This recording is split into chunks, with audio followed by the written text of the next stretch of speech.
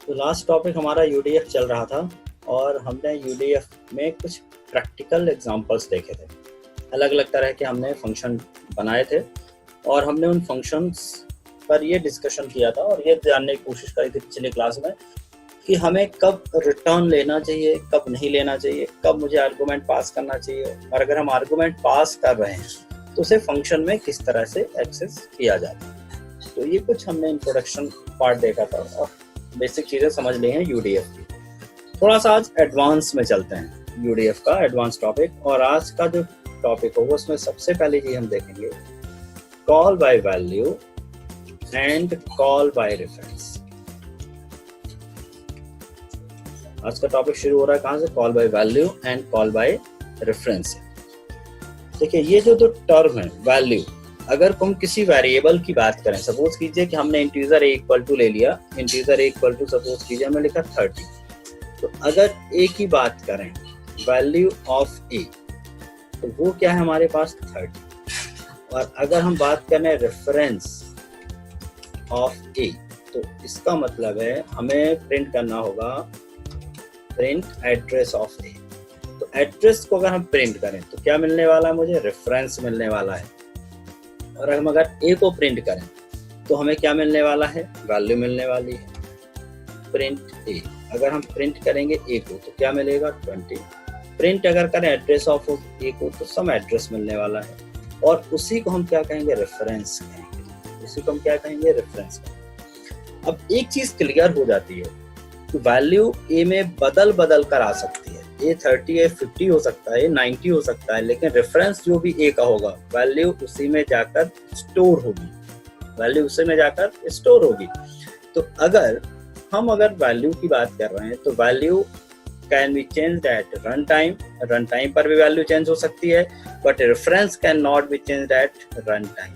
अगली बार अगर ए को एक मेमोरी एलोकेट हो गई तो उस मेमोरी पर ही चाहे जितनी वैल्यू में टाइप करता रहूं वो उसी लोकेशन पर जाएगी। तो value of a can be changed at run time again and again, but we cannot change the reference or address of A during run time। हम चेंज नहीं कर सकते। हाँ, कंपाइलर खुद चाहे तो चेंज कर सकता। अभी हम वैल्यू एंड रेफरेंस की बात कर रहे हैं, कॉल बाय वैल्यू नहीं समझा रहे हैं। वैल्यू वर्सेस क्या समझ रहे हैं हम? रेफरेंस समझ रहे हैं। तो लेट्स हैव एन एग्जांपल। हमने कोड ब्लॉक चालू किया और कुछ एग्जांपल से हम समझते हैं। तो हमने एक फंक्शन बनाया मेन, ठीक है, देखते जाइएगा। मैंने लिखा इंटीजर ए, लिखा प्रिंटफ और हमने पहली वैल्यू इनपुट कराई यहाँ यूजर से, लिखा एंटर नंबर। हमने यहाँ पे स्कैनएफ कर लिया, स्कैनएफ, और हमने इसे ले लिया %d एड्रेस ऑफ ए, ठीक है। यहाँ पर हमने दोनों को प्रिंट किया, print %d stored at %d। पहले वाले में ए को प्रिंट किया, दूसरे वाले में एड्रेस ऑफ ए को प्रिंट किया। पहले वाले में वैल्यू आएगी, दूसरे में रेफरेंस आएगा। फिर हमने यही काम कर दिया। देखिए ये काम हम बार बार कर रहे हैं, ये दिखाने की कोशिश कर रहे हैं कि वैल्यू बार बार चेंज होगी, बट क्या रेफरेंस चेंज होगा? तो यहाँ पर हमने /n लगा लिया है और यहाँ भी /n लगा दिया, यहाँ भी /n लगा दिए ताकि न्यू लाइन पर इनपुट मांगे हमसे। और यहाँ भी हमने क्या लगाया? /n। मेन प्रोग्राम खत्म कर दिया यहाँ। तो अब हमने इसे प्रिंट किया या रन किया, Ctrl+C किया और अपने एडिटर पे जाकर हमने इसे पेस्ट किया, ठीक है, प्रोग्राम, और मैंने इसे रन किया। आप देखिएगा रन करते समय की वैल्यू बदल रही है, बट रेफरेंस एक बार जो हो गया ए का वही रहेगा। हमने value they the 100 stored at 6356732, कहीं भी स्टोर। हमने लिख दिया 230 स्टोर्ड एट 6356732। तो रेफरेंस फिक्स्ड हो गया है जब तक अब मेरा प्रोग्राम खत्म नहीं होगा। हो सकता है अगली बार मैं जब प्रोग्राम रन करूं उसी टाइम पे कोई और प्रोसेस इनिशियलाइज हो जाए हमारे कंप्यूटर में, तो एड्रेस उस टाइम पर बदल सकता है, नया एड्रेस मिलेगा एक को, लेकिन जो भी एड्रेस मिलेगा वो अब हमारे पूरे प्रोग्राम के दौरान फिक्स रहेगा जब तक हम प्रोग्राम को खत्म नहीं कर देंगे। देखिए हर बार एक की वैल्यू तो चेंज हो रही है लेकिन एक का रेफरेंस चेंज नहीं हो रहा, इसी को हम रेफरेंस कहते हैं। तो reference is an abbreviation of address. Address का ही दूसरा वर्ड, दूसरा ही नाम क्या हो गया, रेफरेंस हो गया। ठीक है, तो ये तो आपको समझ में आ गया एड्रेस क्या है और वैल्यू क्या है। इन दोनों चीजों को अलग अलग समझिए। अगर हम वैल्यू चेंज कर रहे हैं तो एड्रेस नहीं बदल रहा है। ठीक है, अगर हम वैल्यू चेंज कर रहे हैं तो एड्रेस नहीं बदल रहा है, लेकिन अगर एड्रेस के थ्रू उस एड्रेस के कंटेंट को मैं चेंज कर दूं किसी तरह, मैंने कहा 6356 पर जो भी स्टोर्ड है उसे आप जरा बदल दीजिए तो ऑटोमेटिकली वैल्यू चेंज हो जाएगी। तो एक निष्कर्ष ये निकला। अब कुछ निष्कर्ष, कुछ नोट्स देखते हैं। If we change the value of variable, it will not make any effect in its reference. ठीक है, if we change the value of address using reference, then the value of variable will be changed, will be also changed. अगर मैं variable में क्या store है इसको बिना जाने अगर हम रेफरेंस में जाकर उस रेफरेंस के कंटेंट को चेंज कर दें। याद रखिए, एक दिन हमने आपको जब एरे पढ़ा रहा था तो मैंने दो आपको ऑपरेटर पढ़ाए थे, एक एड्रेस ऑफ और एक इसी के साथ कंटेंट ऑफ पढ़ाया था, star operator, content of operator पढ़ाया था, और जिसको हमने कहा था डी रेफरेंसिंग ऑपरेटर होता है। डी रेफरेंसिंग मतलब रेफरेंस में जाकर उसकी वैल्यू निकाल के लाएगा, डी रेफरेंसिंग। तो we can use the dereferencing operator get value from any address। कोई भी एड्रेस है मेरे पास, अगर उससे हमें वैल्यू चाहिए, एड्रेस से अगर कोई वैल्यू चाहिए तो हम किसका यूज करने वाले हैं, डीरेफरेंसिंग ऑपरेटर। डीरेफरेंसिंग ऑपरेटर कैसे, हमने लिख लिया, जैसे हमने लिखा content of address of a equal to, हमने कर दिया 0। तो एड्रेस ए पर जो भी वैल्यू होगी उसका कंटेंट क्या हो जाएगा, 0। ठीक है, अगर address of a equal to 0 करें, address of a equal to अगर 0 करें, address of a equal to 0 करें तो it will be error. We can not change the reference, हम रेफरेंस नहीं चेंज कर सकते, और उसकी वैल्यू को हम किसके थ्रू चेंज कर सकते हैं, इन डायरेक्शनल ऑपरेटर लगाकर, इन डायरेक्शनल ऑपरेटर लगाकर। तो अगर मैंने प्रोग्राम बनाया, ये प्रोग्राम था, इस प्रोग्राम में थोड़ा सा चेंज करते हैं, और अब देखिए इसको हमने किस तरह से लिखा। हमने प्रोग्राम बनाया, एंटर नंबर कुछ भी किया, हमने प्रिंट नहीं किया कहीं भी नंबर्स को, ठीक है, और हमने नंबर लिया इक्वल टू कुछ भी किया, लेकिन हमने बाद में एक जगह लिख दिया content of address of a is equal to हमने क्या कर दिया जी, और मैंने उनका प्रिंट है percentage d store at percentage d. यहाँ पे पी और यहाँ पर यहाँ पर ए और यहाँ पर एड्रेस ऑफ ए दिखाया। अब यहाँ कितनी भी बार वैल्यू आई होगी, या यूजर से हमने ली हो सकता हमने यहाँ पर नहीं लिया यूजर से, हमने यहाँ पे डायरेक्ट लिख दिया ए इक्वल टू हमने दिया 30। बट अगर मैंने एड्रेस ऑफ ए से इनडायरेक्टली उस वैल्यू को 0 किया, इसका मतलब है ए पर जो भी स्टोर, हमने ए इक्वल टू 0 नहीं लिखा, बट इंटरनली यही काम होगा, ए इक्वल टू क्या हो जाएगा 0। मैंने क्या लिखा है, जो भी ए का रेफरेंस है उस रेफरेंस के content, it is known as content of, उस रेफरेंस के कंटेंट को क्या करना है, 0। ए में जो भी वैल्यू होगी वो क्या हो जाएगी, 0। इस तरह आप एड्रेस का यूज करके वैल्यू को कभी भी बदल सकते हैं। फिर हमने content of address of a equal to 100 या प्लस इक्वल टू 100, तो जो भी उसमें डेटा होगा उसी पे जाकर क्या हो जाएगा, 100 ऐड हो जाएगा। दोनों ही सिचुएशन पे हम एक चीज देख पा रहे हैं कि वैल्यू बार बार चेंज हो सकती है, वैल्यू बार बार चेंज हो सकती है, लेकिन रेफरेंस इस तरह से हम चेंज नहीं कर सकते हैं। अगर आप चाहते हैं रेफरेंस डायनेमिकली बनाएं और डायनेमिकली चेंज करें तो भी पॉसिबल है, उसे हम कहेंगे DMA, डायनेमिक मेमोरी एलोकेशन। तो उसे समझने में अभी थोड़ा सा, वहां तक पहुंचने में थोड़ा सा वक्त है, समय है। उससे पहले इन चीजों को अच्छी तरह समझ लें कि एड्रेस क्या है, रेफरेंस क्या है और डी रेफरेंसिंग क्या है। डी रेफरेंसिंग मतलब किसी भी एड्रेस के आगे क्या लगा दो, स्टार का साइन, तो क्या बन जाएगा, डी रेफरेंसिंग। जैसे यहाँ पे मैंने 10 किया तो 30 दिया पर 30 नहीं दिखेगा, यहाँ 10 दिखेगा और यहाँ पर 130 दिखेगा। चलिए इसको रन करके देखते हैं। मैंने इसको चलाया,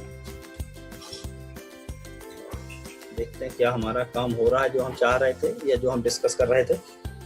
तो देखिए 10 स्टोर्ड एट उस एड्रेस पे और 130 नहीं 110, क्योंकि यहाँ पे 100 ऐड किया है। तो पिछले वाले डेटा में 30 रिप्लेस होकर 10 आ चुका है और यहाँ पर उस 10 पर क्या ऐड कर देगा, 100। 10 मतलब जो भी ए में स्टोर है, जो भी ए में स्टोर बिना उसे जाने।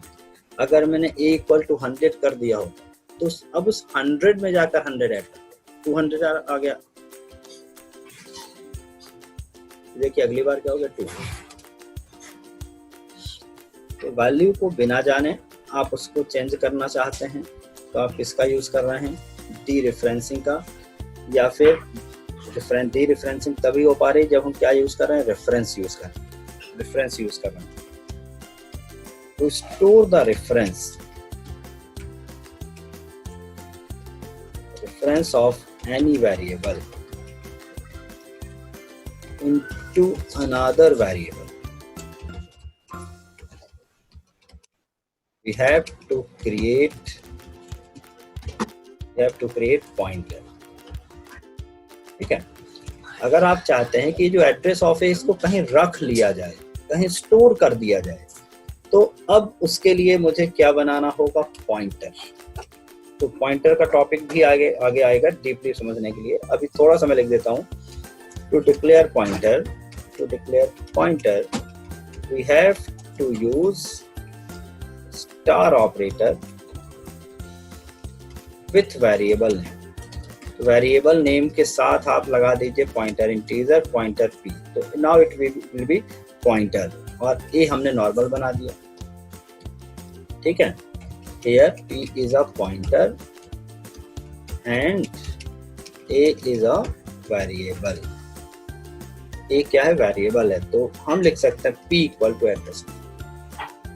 p में a का एड्रेस स्टोर हो चुका है, p में a का एड्रेस स्टोर हो चुका है। तो जब भी हम किसी भी एड्रेस की बात करेंगे रखने का, तो हम p लिखेंगे। अब देखिए मैंने लिखा p के एड्रेस को तो नहीं बदल सकता, p इक्वल टू हमने लिख दिया 100, p नहीं कंटेंट ऑफ p।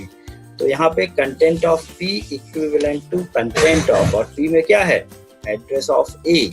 तो अगर किसी वेरिएबल को हम किसी भी एड्रेस का, वेरिएबल का रेफरेंस दे दें तो इनडायरेक्टली हम इस पॉइंटर से उसके डेटा को एक्सेस कर सकते हैं। इनडायरेक्टली, बिना a का नाम लिए, कहीं भी a का नाम नहीं लिखा। मैं लिखा कंटेंट ऑफ p को 100 कर दें और p किसको रिप्रेजेंट कर रहा है, एड्रेस ऑफ a को। तो कहानी तो वही बनी, content of address of, p का कंटेंट नहीं बल्कि p में जो एड्रेस है उसका कंटेंट 100 कर दो। तो इनडायरेक्टली a की वैल्यू बदल कर क्या हो जाएगी, 100 हो जाएगी। तो हम चाहें तो प्रिंट करके देख सकते हैं। हमने लिखा printf। अब अगर मैं यहाँ लिखूं %d, %d, यहाँ पर पहली बार मैं एड्रेस ऑफ ए को प्रिंट करूं, ए का एड्रेस आएगा, पी को प्रिंट करूं तो भी वही आएगा, लेकिन ए को प्रिंट करूं तो ए की वैल्यू आएगी, और ए की वैल्यू क्या आने वाली है, 100 आने वाली है। ठीक है, तो एड्रेस आएगा, फिर सेम एड्रेस आएगा जो पहले आया था, तो दोनों का मतलब वही है, और वैल्यू फिक्स्ड है, मैंने ए को प्रिंट किया है, ए को, जबकि कहीं भी ए में वैल्यू मैंने चेंज नहीं की। ए में तो हमने क्या लिखा था 30, बट जब कंटेंट ऑफ पी बदलेंगे तो इनडायरेक्टली उसकी वैल्यू बदल जाएगी। तो अगर आपको रेफरेंस पता चल गया तो आप इनडायरेक्टली वैल्यू को चेंज कर सकते हैं उस रेफरेंस के द्वारा। तो देखिए मैं इसको रन कर रहा हूं,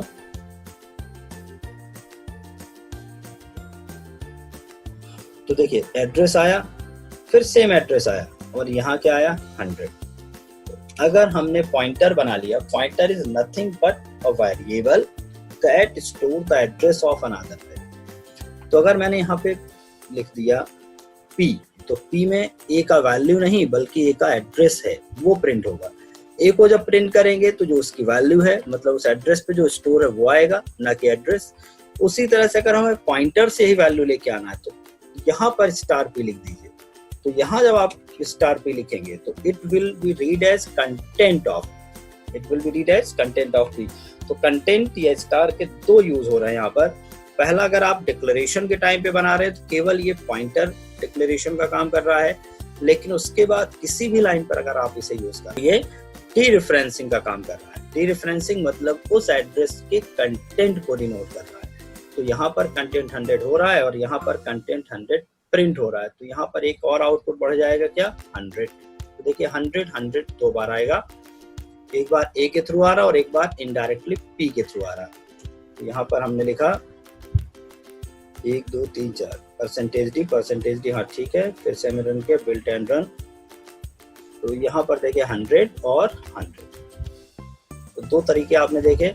हम वेरिएबल से भी उसका कंटेंट और एड्रेस निकाल सकते हैं, बट वहाँ पे मुझे एड्रेस ऑफ लिखना होगा और वेरिएबल वैल्यू के लिए डायरेक्ट वेरिएबल लिखना होगा। बट अगर यही चीज पॉइंटर में आ गई तो पॉइंटर में एड्रेस निकालने के लिए मुझे पॉइंटर का नाम लिखना होगा और एड्रेस के थ्रू वैल्यू निकालने के लिए कंटेंट ऑफ पी लिखना होगा, कंटेंट ऑफ पी लिखना होगा। तो वही एग्जांपल जो हमने ऊपर देखा था, तो एड्रेस 100 और 100 आया। तो ये थोड़ा सा इंट्रोडक्शन हुआ है किसका, वैल्यू एंड रेफरेंस क्या होता है। अब हमें समझ में आएगा इजली कॉल बाय वैल्यू क्या है और कॉल बाय रेफरेंस क्या है। ठीक है, कॉल बाय वैल्यू क्या है एंड कॉल बाय रेफरेंस क्या है, इस चीज को ध्यान से देखें। और थोड़ा डीप में एक कदम और चल बढ़ते आगे। इफ वी कॉपी और असाइन हम बात करें using equal to the value of a variable to another variable, then a separate copy of value will be assigned to that variable। मतलब अगर मैंने a में 30 लिखा है और b में भी मैंने b इक्वल टू a कर दिया, तो a नहीं आएगा b में, बल्कि a की एक सेपरेट कॉपी आएगी। सेपरेट कॉपी मतलब अब b में आप कोई भी चेंज करते रहे, उस पर a पर कोई चेंज नहीं होगा to that variable। So making any change in that there is another variable will not affect the value of first variable। Example, जैसे मैंने लिखा इंटीजर a कॉमा b, मैंने a इक्वल टू कर दिया 30 और मैंने यहाँ लिखा b इक्वल टू a। अब मैंने प्रिंट अगर किया, प्रिंट परसेंटेज डी, मैंने प्रिंट किया a कॉमा b को, ये दोनों जगह सेम वैल्यू 30, बट मैंने लिखा b प्लस इक्वल टू 10। फिर मैंने यही लाइन प्रिंट करी, तो मैंने b में जोड़ा तो a में नहीं जुड़ेगा, b में ही रहेगा, भले ही मैंने उसको असाइन क्यों ना किया हो। सेम चीज असाइन करी थी, सेम वैल्यू असाइन की थी, बट अब a की वैल्यू 30 है, b की वैल्यू 40 है, सभी को पता है। लेकिन इन केस ऑफ रेफरेंस देखिए सब कुछ गड़बड़ हो जाएगा। केस ऑफ रेफरेंस की मतलब है but case of assigning reference of variable to another to a pointer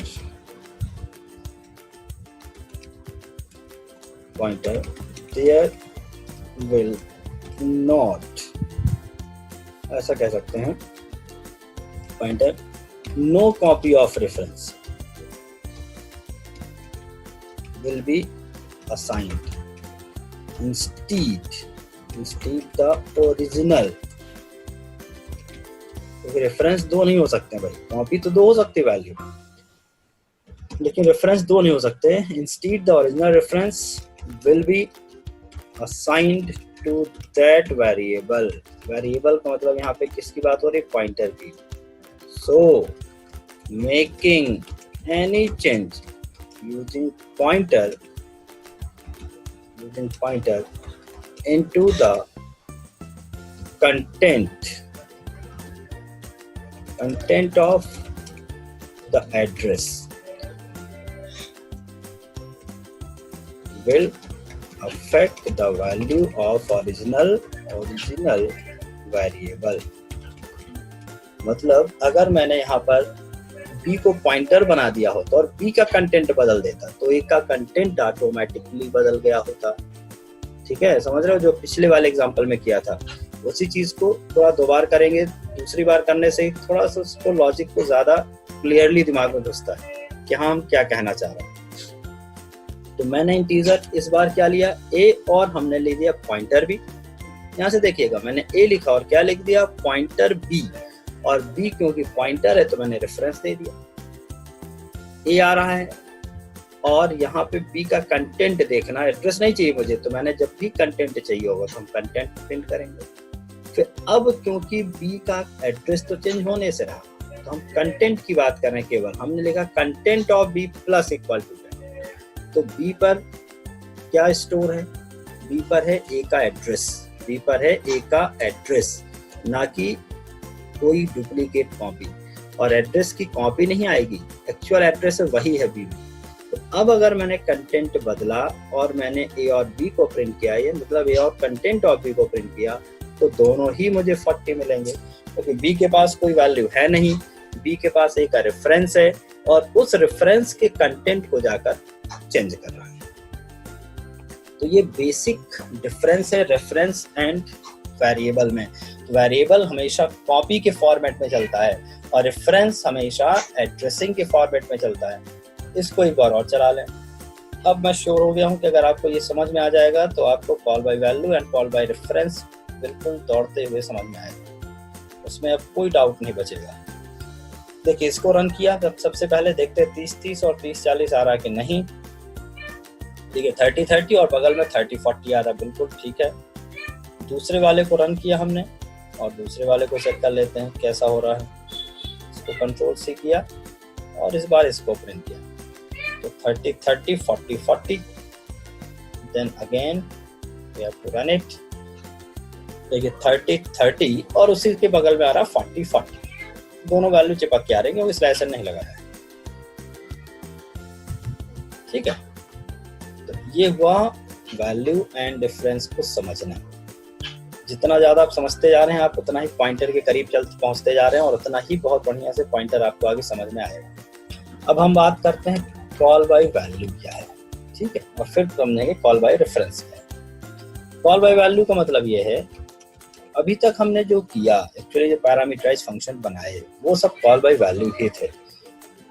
when we pass the variable to function then it is called as call by value or pass by value. This case a duplicate copy of the passing argument will be assigned a function parameter. जो भी आपने function बनाते समय x Y लिया होगा, उनमें जो value आप पास कर रहे हैं उनकी एक डुप्लीकेट कॉपी पहुंच गई। एक्चुअल वैल्यू नहीं गई, डुप्लीकेट कॉपी पहुंच गई। So if we make any update or change in the value of functions argument or parameter, it will only visible inside that function only. The actual variable मतलब passing parameter will not be affected. ठीक है, तो ये चीज याद रखनी है। अब कैसे, एक एग्जांपल देखिए, बहुत सिंपल सा एग्जांपल लेके हम दिखा रहे हैं आपको। और हमने यहाँ पे एग्जांपल बनाया, सीधे कोड ब्लॉक में जाते हैं। हमने एक फंक्शन सबसे पहले बना लिया। फंक्शन हमने बना लिया void, यहाँ पर हमने चलो int बनाया, void बनाया, कुछ भी बनाया, हमने void ही बनाया। void हमने फंक्शन बना लिया swap नाम का, ठीक है। स्वैप कर लिया int x और int y, तो हमने यहाँ पे प्रोटोटाइपिंग करी है, तो यहाँ int लिखा है मैंने, यहाँ पर क्या लिखा int, और हमने मेन फंक्शन बनाया। हम सोच रहे हैं कि इस बार क्यों ना स्वैपिंग के लिए फंक्शन बना लिया था। तो इंटीजर a और क्या लिया b, हम लिखा printf। ये printf नहीं करता, हमने डायरेक्ट यूजर से ना लेके हमने a=100 b=300 किया, और हमने कहा स्वैप करो a और b को, ठीक है। a और b को हमने क्या कर दिया, स्वैप कर दिया, ठीक है। हम फंक्शन के थ्रू स्वैप कराना चाह रहे हैं। हम नीचे गए और हमने फंक्शन बना लिया void swap, क्योंकि हमें कुछ रिटर्न नहीं करना, इधर की वैल्यू इधर करनी है। तो int x और int y, x में किसका डेटा है a का, और y में किसका है b का। तो देखिए मैंने इंटीजर यहाँ पे क्या बना लिया, देखते हैं इंटीजर क्या बना लिया z। अब हमने लिखा z=x, उसी तरह से x=y, और हमने y= वापस z कर लिया, y= क्या किया z, आपस में वैल्यू स्वैप हो गए। और मैंने अंदर ही प्रिंट किया, क्योंकि जब रिटर्न टाइप void होता है तो आप वैल्यूज को रिटर्न नहीं करते हो। वैसे भी कैसे करेंगे, क्योंकि सिंगल रिजल्ट तो आ नहीं रहा है, दो वैल्यू हैं a और b। तो printf %after swap, ये हमने लिखा इनसाइड फंक्शन %d या x=%d और y=%d। अपने समझने के लिए मैंने ब्रैकेट में लिखा x मतलब a, हालांकि x नहीं, सॉरी a नहीं है फंक्शन के अंदर, a और b हम मान रहे हैं, एक्चुअली a और b बाहर है। a की कॉपी है x में और b की कॉपी है y में, ठीक है। अभी हमारा फंक्शन सही 60 काम कर गया, हमने रन किया और हमने देखा कि बहुत बढ़िया रिजल्ट तो सही आ रहा है, a=o। अभी क्या समस्या हो गई भाई, int x और int y, z=x कर लिया है, x= हमने कर लिया y, और y=z कर लिया। यहाँ पे वैल्यू तो प्रिंट ही नहीं करी, तो x, y प्रिंट कर देते हैं। और अब देखिए हमने वापस से रन किया, तो a 300, b क्या दिखा रहा 100 था, क्या a 100, b क्या था 300। फंक्शन के अंदर x की वैल्यू हुई है क्या 300 x, और लेकिन हमने ऐसा माना हुआ है कि a की वैल्यू 300 हुई है, y मतलब b की वैल्यू क्या हो गई 100। ऐसा फंक्शन के अंदर हो रहा है, बिल्कुल हो रहा है। लेकिन x and y are not the actual a and b, they only accept the copy of a and b। मतलब वैल्यू तो वही है जो a और b की है, बट ये a और b नहीं है। वैल्यू स्वैप किसकी हो रही, x और y की, a और b की नहीं हो रही है। क्यों, क्योंकि अगर स्वैप हो गई होती तो हम यहाँ पे प्रिंट करते हैं printf। देखिए मेन फंक्शन में, फंक्शन कॉलिंग के बाद हमें देखना है कि क्या a और b का डेटा चेंज हुआ, तो हमने कहा इनसाइड मेन फंक्शन, ठीक है। मेन फंक्शन में देख रहे हैं भाई, मेन फंक्शन में क्या हुआ ये जानना ज्यादा जरूरी है। तो printf, यहाँ पे हमने लिखा %d, a=%d, b=%d, और यहाँ a और b प्रिंट किया। यहाँ ये समझाना चाह रहे हैं कि अगर x और y स्वैप होता है तो a और b स्वैप नहीं होगा, भले उनकी वैल्यू स्वैपिंग हुई है, बट किसमें स्वैप हुई है, x और y में जाकर, ना कि a और b में। यहाँ अभी भी वही वैल्यू है जो पहले थी, तो देखिए फंक्शन के बाहर हमने इसको रन किया तो फंक्शन के बाहर a इक्वल टू 100 है, b इक्वल टू 300 है। फंक्शन के अंदर x इक्वल टू 300 है, y equal to 100। Actually x और y चेंज हुआ है, a और b नहीं। ये जो मैंने एक ब्रैकेट में a और b लिखा है ये केवल और केवल प्रिंटिंग के लिए लिखा है। मतलब अगर मैं यहाँ a और b लिखूं प्रिंटिंग के टाइम, यहाँ पर देखिए वैल्यू के लिए a और b तो एरर आएगी क्योंकि a and b are not the part of swap local variable. पहले हमने पढ़ा था शुरू में local variable are the variable which are limited to single function only. मैं x और y को मेन में यूज नहीं कर सकता, a और b को मैं यहाँ पे यूज नहीं कर सकता। अगर करूंगा तो एरर आएगी, ठीक है। अगर करता हूँ तो क्या आ जाएगी एरर, देखिए इस लाइन पर एरर आ रही है। तो ये वेरिएबल यहाँ पर एक्सेस नहीं हो पाएंगे। चलिए यहाँ पे एक्सेस नहीं हो रहा तो एक काम और करते हैं लॉजिकली, यहाँ पर हमने इसको a और b कर दिया, ठीक, करने को कर सकते हैं। यहाँ पर हमने जहाँ x था वहाँ a कर दिया, जहाँ कर दिया z, फिर मैंने रन किया तो फंक्शन के अंदर देखिए वैल्यू चेंज है लेकिन फंक्शन के बाहर चेंज नहीं। तो सेम वेरिएबल बनाने से भी कुछ नहीं हुआ क्योंकि ये कॉन्सेप्ट कौन सा काम हो रहा है, कॉल बाय वैल्यू से। और वैल्यू हमेशा किस फॉर्मेट में चल रही है, बाय कॉपिंग इटसेल्फ। ये अपने आप को कॉपी करके चलती है, ठीक है। ये अपने आप को क्या करके चल रही है, कॉपी करते हुए चल रही है। तो जब आप फंक्शन को कॉल करते हैं और वेरिएबल पास करते हैं तो इसे हम क्या कहते हैं, call by value. Clear, call by value. अब देखते हैं कॉल बाय रेफरेंस क्या है। कॉल बाय रेफरेंस हमें तब जरूरत होगी जब हम क्या चाहेंगे कि हम फंक्शन के अंदर चेंज करें और हमारा बाहर का डेटा एक्चुअल चेंज हो जाए। ऊपर की कहानी हमने अभी पढ़ी थी और उसे पढ़ के इतना तो समझ में आ गया कि अगर मुझे एक्चुअल वैल्यू चेंज करानी है तो मुझे फंक्शन में पॉइंटर की जरूरत पड़ेगी, ठीक है, क्योंकि पॉइंटर लेकर हम चेंज कर सकते हैं इसको। तो देखिए हमने लिखा call by reference. Call by reference. If we pass the reference of variables या address of variables to the function, then it is called as call by reference। इसे कहते हैं pass by reference। तो जहां पर आप लिख रहे थे स्वैप AB तो वहां पे हमने पास कर दिया स्वैप AB। कॉलिंग की बात हो रही है, ठीक है, पासिंग मतलब कॉलिंग करते समय अगर आप ऐसा दे दें। बट टू डू दिस क्या करना होगा, we have to declare the pointers as function argument.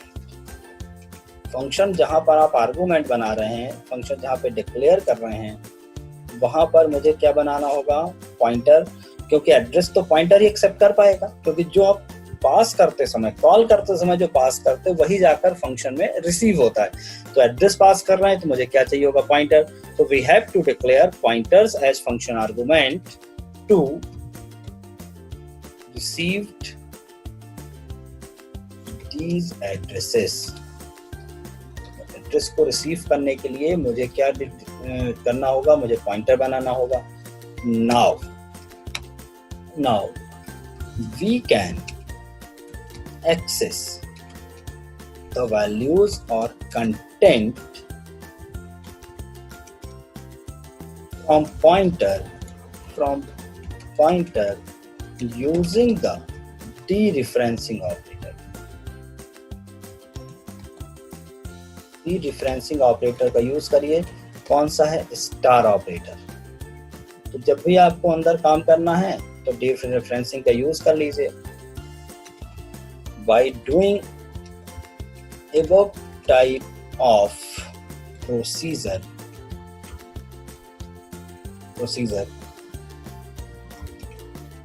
it will make change inside actual arguments। तो कॉल बाय रेफरेंस में हम क्या करेंगे, एक्चुअल आर्गुमेंट्स में चेंज कर देंगे, कहाँ से, फंक्शन के अंदर बैठे बैठे, जबकि कॉल बाय वैल्यू में ऐसा नहीं होता।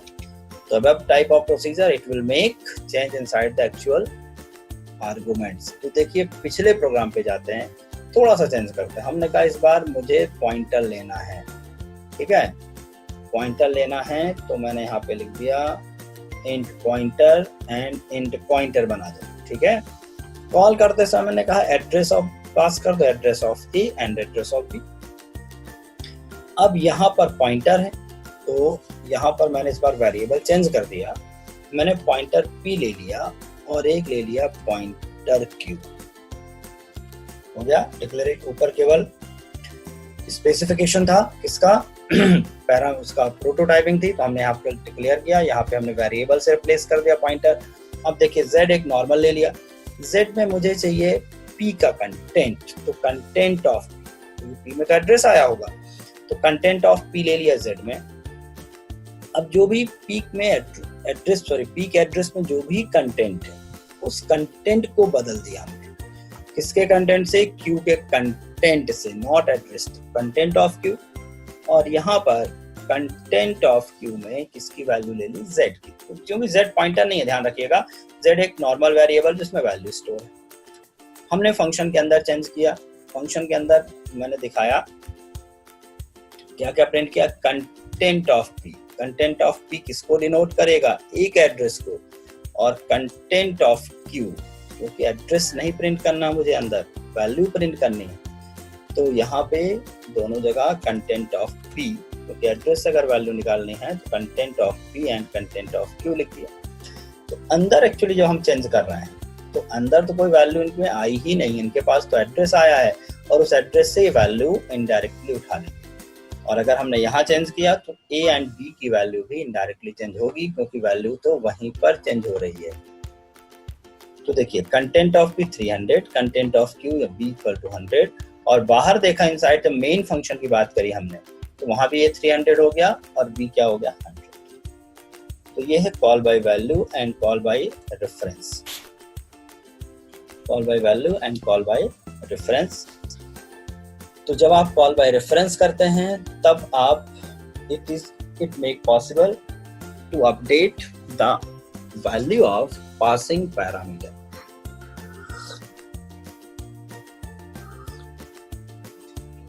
तो एक तो ये आपने देखा, इसके अलावा और क्यों कर सकते हैं भाई, और क्या फायदा है करने का वो भी देखिए।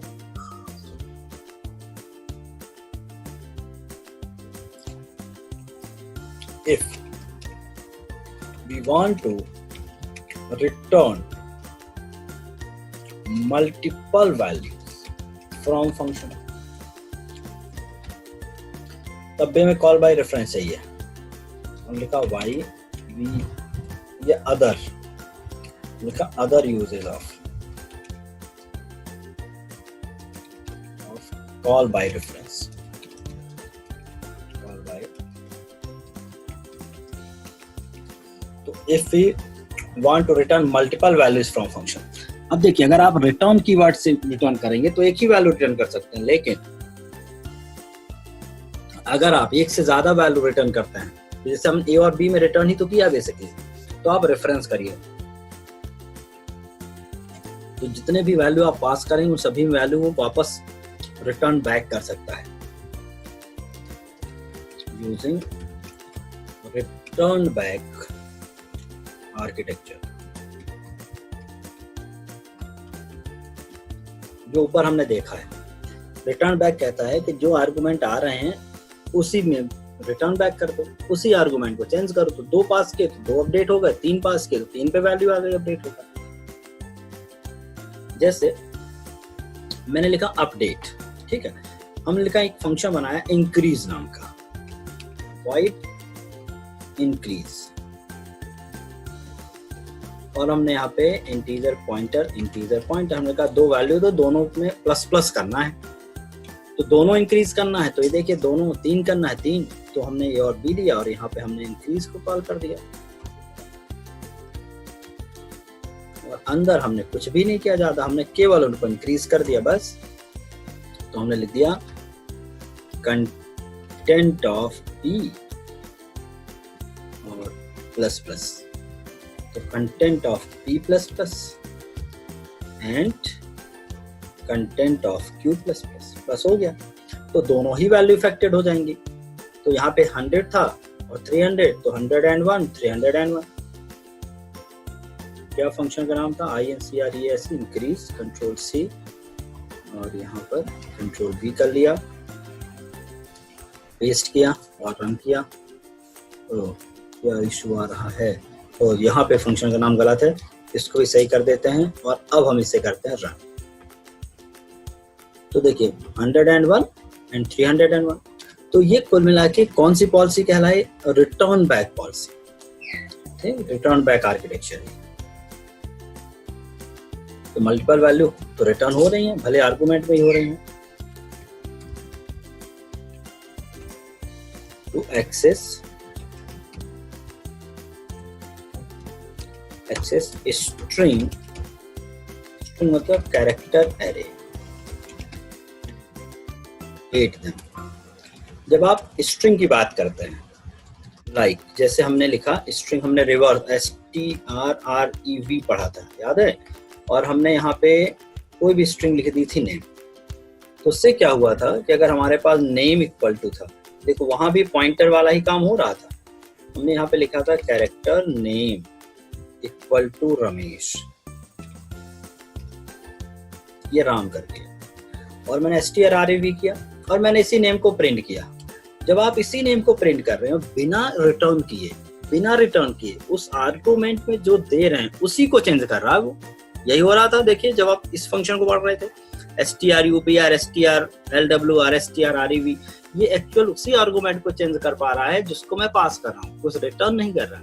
तो यहाँ भी इंटरनली किसका काम हो रहा था? कॉल बाय रेफरेंस का काम हो रहा था।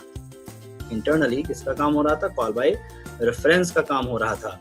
तभी ऐसा पॉसिबल था कि जो हम पास कर रहे हैं उसी पे जाके चेंज कर दे, नहीं तो बिना रिटर्न किए कैसे काम होता? तो आप देख रहे थे ऐसा काम हो रहा था। अब उसका एग्जांपल हम अपने से बनाना चाहते हैं, खुद से। तो स्ट्रिंग और कैरेक्टर एरे पे जब हम काम करेंगे तब भी हम यूज कर सकते हैं पॉइंटर का, लेकिन किस टाइप का पॉइंटर? कैरेक्टर एरे टाइप का पॉइंटर।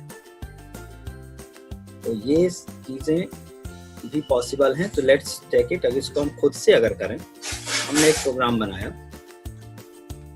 और हमने इसका नाम कर दिया void और हमने कर दिया स्ट्रिंग रिवर्स, एक अपने से फंक्शन हमने बनाया और हमने कहा मैं एक कैरेक्टर पॉइंटर दूंगा। अभी मैं लॉजिक से भी हालांकि बना सकता हूँ, मैं अपने लॉजिक से बना सकता हूँ कि मैं यहाँ पे नंबर ऑफ एरे पास कर दूं, फिर उसको while नॉट इक्वल टू /0 तक चलाऊं और उसको रिवर्स कर दूं, एक एक कैरेक्टर उठा के कॉपी पेस्ट कर दूं, वो भी पॉसिबल है। लेकिन मैं अभी इसको डायरेक्टली करने की कोशिश कर रहा हूँ, ये चेक करने की कि अगर हम इसको कॉल करें नेम को और हम अंदर उसमें कोई चेंज कर दें तो यहाँ चेंज होगा कि नहीं।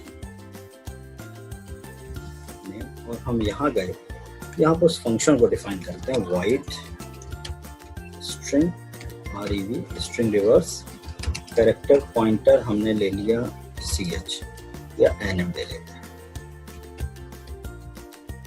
यहाँ पर हमने सिर्फ strrev nm को कर दिया। मैं हालांकि वही फंक्शन यूज किया, अपना लॉजिक हमने नहीं लिखा भी।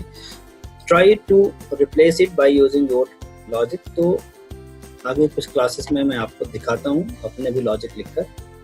कैरेक्टर लिखना था यहाँ char कैरेक्टर नेम, हमने बुलेटिन रन किया, printf और फिर से रन किया।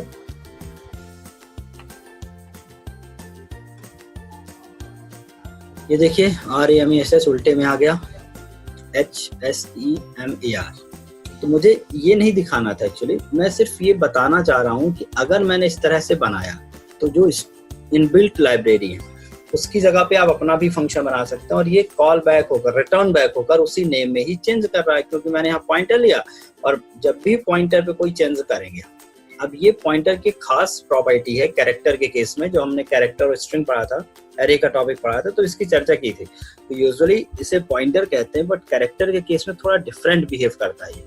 जब भी आप कैरेक्टर पॉइंटर बनाते हैं तो ये पूरा स्ट्रिंग स्टोर करके रखता है अपने आप, तो वो उसके बिहेवियर, उसका डिफरेंस इसलिए ऐसा आ रहा है।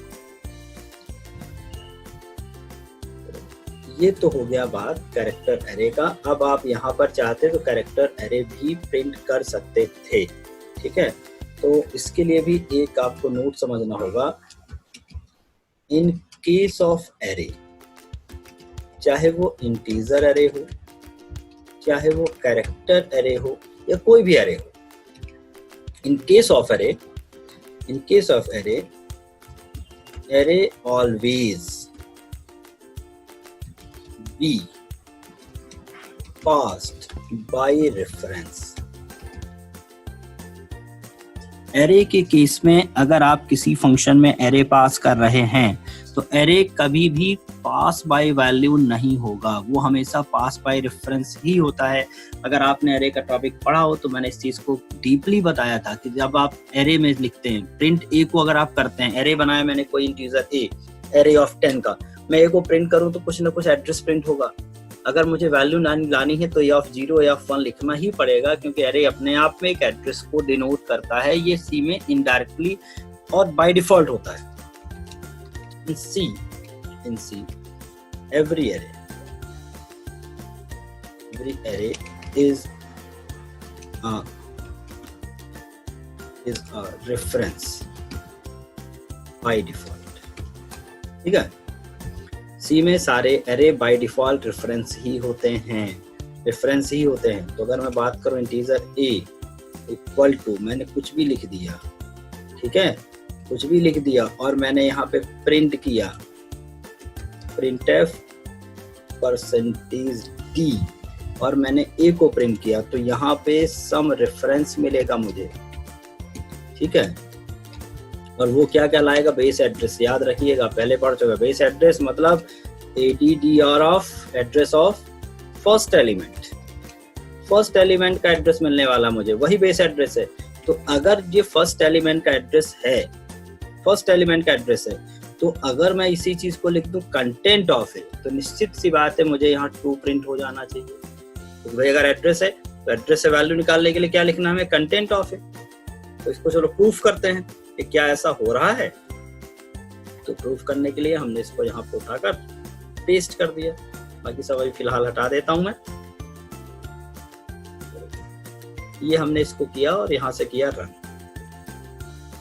तो देखिए ये आई वैल्यू और ये देखिए 2 आ गया। तो इससे प्रूफ हुआ सी में बाय डिफॉल्ट जो एरे होता है वो रेफरेंस की तरह ही एक्सेस होता है। इसीलिए अगर आप ए को प्रिंट करेंगे तो कोई डेटा नहीं मिलता बल्कि एड्रेस मिलता है। इसलिए स्क्रिप्टिंग ऑपरेटर लगा के डी रेफरेंसिंग होती है। स्क्रिप्टिंग कैसे, अगर मैंने स्क्रिप्ट करके 0 लिख दिया तो 2 आएगा, ए ऑफ 1 लिख दिया तो 3 आएगा, ए ऑफ 2 लिखा तो 5 आएगा, ठीक है। ये बाय डिफॉल्ट होता है। यही कारण है कि अगर मैं एरे को कहीं पास करता हूं तो कॉल बाय रेफरेंस होता है। So if we pass the array into function and declare array as function argument, then it will be accessed as call by reference। उसी तरह से एक्सेस होगा जैसे कि कॉल बाय रेफरेंस होता है, ठीक है। And making any change inside the function will affect the passing array। अगर हमने, इसीलिए वो स्ट्रिंग के केस में ऐसा हुआ था क्योंकि कैरेक्टर भी नॉर्मली हमने क्या बनाया, एरे ही बनाया था। ऊपर देखिए रमेश, और मैंने इसको पास कर दिया नेम को। अब अगर नेम कहीं जा रहा है, हालांकि मैंने इसको इस तरह से रिसीव किया, लेकिन अगर मैं इसको एरे बनाकर भी रिसीव करता तो भी वही होता। उसमें कोई भी चेंज करेंगे तो बाहर वाले में चेंज होना ही है। तो पहला एग्जांपल यहाँ जो शुरू करते हैं, ये जो पिछला एग्जांपल था इसको उठाकर हमने पॉइंटर हटाया और हमने एरे बनाया। कंट्रोल C किया और मैंने कंट्रोल V किया, ठीक है। तो मैंने कहा नेम ऐसे नहीं, हमने लिखा NM, ठीक है, एनएम, और यहाँ पे साइज आप चाहे तो दें चाहे तो ना दें। मैंने सिर्फ एक एरे डिक्लेयर किया एनएम, और मैंने इसी प्रोग्राम को फिर से चलाया। ये देखिए सेम आउटपुट आया। तो हम पॉइंटर अगर नहीं भी लेंगे एरे के केस में तो भी वही काम होगा। इसमें जो भी चेंज होगा वो बाहर वाले में, दैट मीन जो आपने पास किया है उस पर जाकर ये चेंज होना स्वाभाविक होगा ही। अब हम अपने खुद के लॉजिक से इसे रिवर्स करते हैं, रिवर्स यूजिंग लूप। रिवर्स मतलब है जीरो इंडेक्स वाला आखिरी पे चला जाए और आखिरी वाला जीरो इंडेक्स पे आ जाए। तो मैंने सबसे पहले इंटीजर एक ले लिया L for length equal to, हमने लिया str_len ऑफ क्या निकाल लिया एनएम की लेंथ निकाल ली। अगर आपको लेंथ भी नहीं निकालना है इस फंक्शन से तो आप इसके लिए भी अपना फंक्शन बना सकते हैं भाई। तो अगले एग्जांपल में देख रहे हैं कि हम किस तरह से अपना फंक्शन बनाएंगे लेंथ निकालने के लिए। str_len ऑफ हमने क्या निकाल लिया एनएम, लेंथ निकल आई। अब हमने लिखा फॉर l इक्वल टू, या हमने एक इंटीजर लिया और एक ले लिया हमने इंटीजर आई फॉर एक इंटीजर आई ले लिया, एक के ले लिया कैरेक्टर में, क्योंकि स्वैपिंग करनी है तो एक कैरेक्टर की जरूरत होती है कि फॉर आई इक्वल टू हमने लिखा l-1, क्योंकि लेंथ से कम से शुरू करना। लेंथ अगर 5 है तो आखिरी डेटा कहाँ पे होगा, 4 पे होगा। आई ग्रेटर देन कहाँ तक ले जाना, 0 तक, एंड आई माइनस, ठीक है, आई माइनस आई आखिरी पर है। एक वेरिएबल स्वैपिंग करनी है तो हम एक ऑप्शन और ले लेते हैं, एक आई ले लिया और एक क्या ले लिया जे। आई इक्वल टू 0 पे लिखा, कॉमा आखिरी पे रखा, और हमने यहाँ लिखा l-1 पे और जे इक्वल टू रखा 0 पे। आप फॉर लूप में मल्टीपल इनिशियलाइजेशन कर सकते हैं। सेमी कॉलन से पहले कॉमा लगा के कितने भी इनिशियलाइज कर लीजिए। मैंने 2 इनिशियलाइज किए। तब तक चलाना है जब तक कि आई की value greater than equal to J. I को घटाना है और जे को बढ़ाना है। जे उधर से चल रहा है, 0 से बढ़ता हुआ जा रहा है और आई आखिरी से घटता हुआ आ रहा है। तो हमें क्या करना है, इनको स्वैप करना है दोनों पोजीशन को, आखिरी वाले को फर्स्ट वाले से। तो के में रख लिया हमने nm of I, nm of I में रख लिया हमने nm ऑफ जे। जे शुरू में है और आई आखिरी में है, और हमने लिखा nm ऑफ जे पे आई की वैल्यू मतलब के रख ली। तो 0 की हो गई 5th पे 5th, या 4th पे 4th हो गई 0 पे। फिर आगे दोनों बढ़ गए, आई घट गया और जे बढ़ गया, फिर उन दोनों पोजीशन की स्वैप हो गई। तो इस तरह से वैल्यू क्या होती जाएगी, स्वैप होती चली जाएगी। और अब हम इसे चेक कर लेते हैं। तो स्वैपिंग ही तो करनी थी, स्वैपिंग कर दी हमने, रिवर्स में करना था तो। और अब इससे हम चेक करते हैं कि सही हुआ कि नहीं। कोई पहले सिंपल सा नाम देते हैं राम, तो देखते हैं MER हुआ क्या। ये देखिए MER हो गया, ठीक है। अब हमने दिया रमेश, तो HSEMAR,